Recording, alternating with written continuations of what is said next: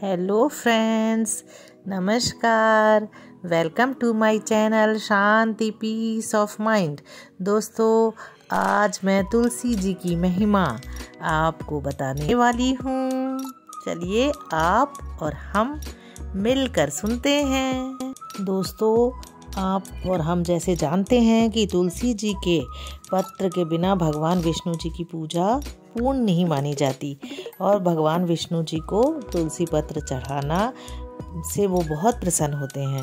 और अगर दोस्तों कार्तिक मास में जो भी भक्त हम नित्य स्नान करके पवित्र होकर कोमल तुलसी दल से भगवान विष्णु जी की पूजा करते हैं, वह निश्चय ही मोक्ष को प्राप्ति होती है। पूर्व काल में मैं एक कथा सुनाती हूँ। पूर्व काल में भक्त विष्णुदास भक्ति पूर्वक तुलसी पूजन से शीघ्र ही भगवान के धाम को चले गए और राजा चोल उसकी तुलना में गौण हो गए। तो भगवान जी की पूजा में तुलसी दल अर्पण करने से सभी पाप नाश हो जाता है मनुष्य का और पुण्यों में वृद्धि होती है। और अगर अपनी लगाई हुई तुलसी है, जितनी ही अपनी जड़ फैलाएगी उतना ही सहस्त्र युगों तक मनुष्य ब्रह्मलोक में प्रतिष्ठित रहता है।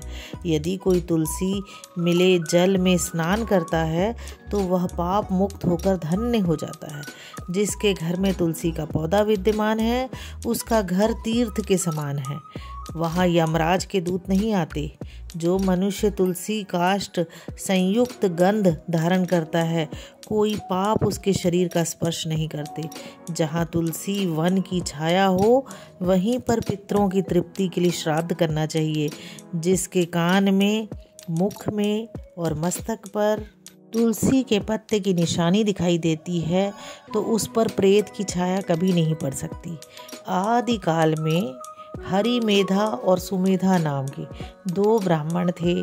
वह जाते जाते किसी दुर्गम वन में परिश्रम से व्याकुल हो गए और वहाँ उन्होंने एक स्थान पर तुलसी दल देखा। सुमेधा ने तुलसी का महान वन देखकर उसकी परिक्रमा की और भक्ति पूर्वक प्रणाम किया।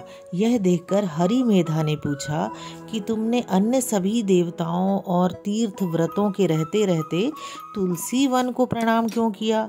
तो समेधा ने बताया कि प्राचीन काल में जब दुर्वासा के शाप से इंद्र का ऐश्वर्य छिन गया तब देवताओं और असुरों ने मिलकर समुद्र मंथन किया तो धन्वंतरी रूप भगवान श्री हरि और दिव्य औषधियाँ प्रकट हुई।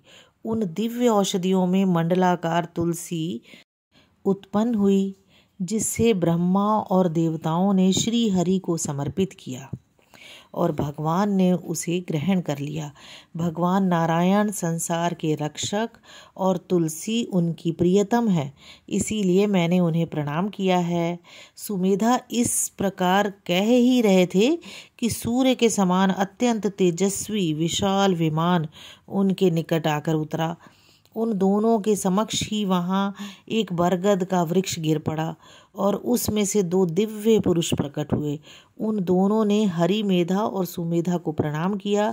तब दोनों ब्राह्मणों ने उनसे पूछा कि आप कौन हैं? तब उनमें से जो बड़ा था वह बोला, मेरा नाम आस्तिक है। एक दिन मैं नंदन वन में क्रीड़ा करने गया था तो देवांगनाओं ने मेरे साथ इच्छा अनुसार विहार किया। उस समय उन युवतियों के हार के मोती टूटकर तपस्या करते हुए लोमश ऋषि पर गिर पड़े। यह देखकर मुनि को क्रोध आया। उन्होंने सोचा कि स्त्रियां तो परतंत्र होती हैं, अतः ये उनका अपराध नहीं, दुराचारी आस्तिक ही शाप के योग्य हैं। ऐसा सोचकर उन्होंने मुझे शापित किया, अरे तू ब्रह्म राक्षस होकर बरगद के पेड़ पर निवास कर। तब मैंने विनती से उन्हें प्रसन्न किया तो उन्होंने शाप से मुक्ति की विधि सुनिश्चित कर दी कि जब तू किसी ब्राह्मण के मुख से तुलसी दल की महिमा सुनेगा तो तत्काल तुझे उत्तम मोक्ष प्राप्त होगा। इस प्रकार मुक्ति का शाप पाकर मैं चिरकाल से इस वट वृक्ष पर निवास करता था।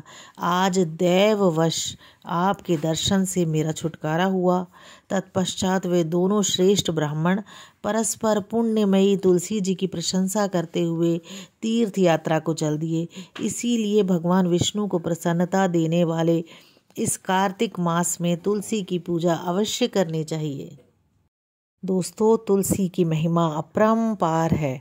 हाँ दोस्तों, अगर अभी तक आपने मेरे चैनल को सब्सक्राइब नहीं किया है तो सब्सक्राइब कीजिए, इसे लाइक कीजिए और अपने दोस्तों में भी शेयर कीजिए। दोस्तों, मैं बहुत अच्छी अच्छी जानकारी आपके पास लेकर आती रहूँगी।